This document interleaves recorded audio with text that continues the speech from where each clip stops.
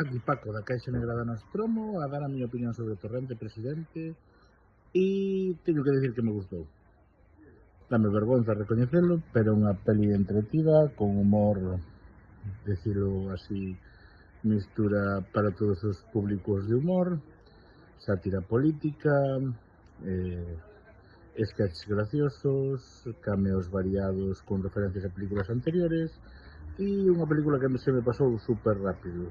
Así que só podo dar ok a que vayades a ver esta película, pese a que no título teña a palabra Torrente e o protagonista sexa Santiago Segura. Fun ver Torrente Presidente e a verdade, pois considero que a película é a terceira mellor da saga, é dicir, que está por detrás das dúas únicas que eran boas, o cal non sei se é algo bo ou malo para ela.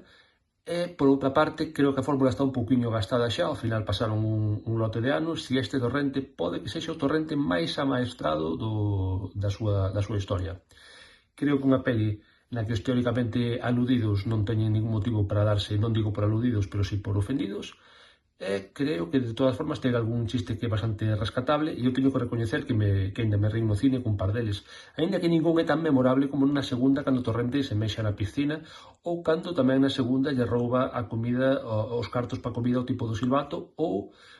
cando lle poñen bambú na primeira peli. Esta non ten ningún chiste tan mítico, así que se queredes ver, podela ver, pero tampouco esperedes. Ao final pasaron 30 anos por Torrente, por vos e por min tamén.